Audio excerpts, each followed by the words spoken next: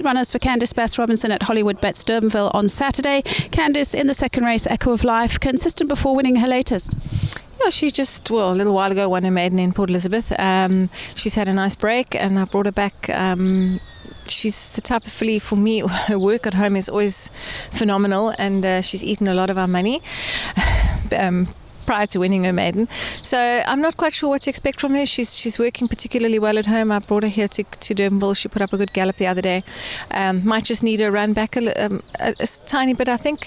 But in saying that, she's got a nice weight. She's got 52. She's drawn well, and on what I see at home, she should possibly have a chance there. Race 3, Night Tiger, had the 2 runs, gelded, and looks like an improver. No, he's been a very immature little horse. He's a tiny little horse and immature. He's a half brother to Resonate, and he's just now slowly starting to come to hand. He's putting up much better work at home now. He's been gelded as well.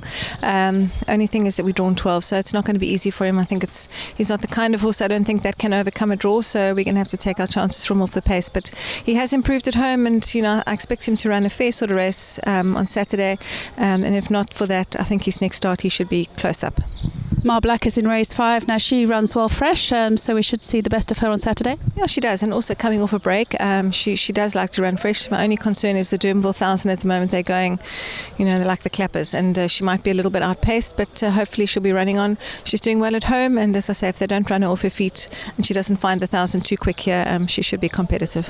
2 very nice runners in race 6. We'll start with Silent War, consistent and got the good draw of 2.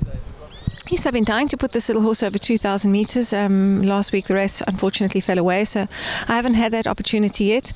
He doesn't really get into the race early on over these shorter trips anymore, and again, I think at Durbanville, the way they're going so quick, I know he has got a good draw, but I'm not so sure as to whether he's going to be able to hold his position. But also always does well at home, never runs a bad race. He's got a good turn of foot and he finishes off well, so if it's not too quick for him, he'll be thereabouts too. And then Sugar Mountain back to his best last time. Yeah, he's been a lovely horse, Fee, and he's improving all the time. I think he's still got improving to do. Unfortunately, we're not drawn well, which is going to take. It's going to be difficult for him. He's the kind of horse that you can't chase him around from his draw. He likes to have a little bit of a chance in the running, and obviously the way they're running, it's not so easy to come from off them. But in saying that, as I said, he's doing really nicely. He's improving all the time, and will be tough from that draw, but he shouldn't be too far off them. And you've got the 3 in race 8. Now the race 8 is going to be a very exciting one and very competitive as well. But Charles Dickens is the unbeaten Trippy, and he looks to be a very nice horse. Yeah, he's a super horse. He's obviously my hopeful for the season.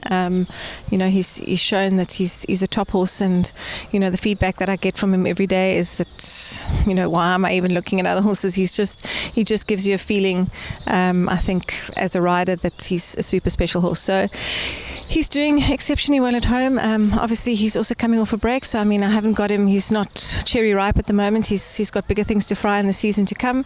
Having a prep run, he's drawn nicely at 1. I'm hoping that he'll be good enough. It is a very competitive field. I think he will need his run on Saturday, but whether or not he needs it, I think he may still be good enough. It's going to be exciting to see him out. You've got Le Mans there as well, bidding for a hat-trick. Yeah, also a horse that hasn't done much wrong. He's continually improved all the time. Might find this Durbanville 12 a little bit on the sharp side. Also, I think we'll need the run on Saturday. But again, he's got a nice season ahead of him, and I think also a bigger fish to fry. So I'm using this basically as a come-on run. And then Narina Trogan, beautifully bred, won on debut despite being very green. Yeah, a lovely little horse. He's not a big horse, he's a small little horse, but beautifully made, beautiful action, and he won pretty well on debut. I think he might be a little bit behind. Well, I don't think he might be. He is a bit behind Charles Dickens. I don't think he's quite at that level just yet. Might find the 12 a little bit on the sharp side, but again, they're having prep runs for the season.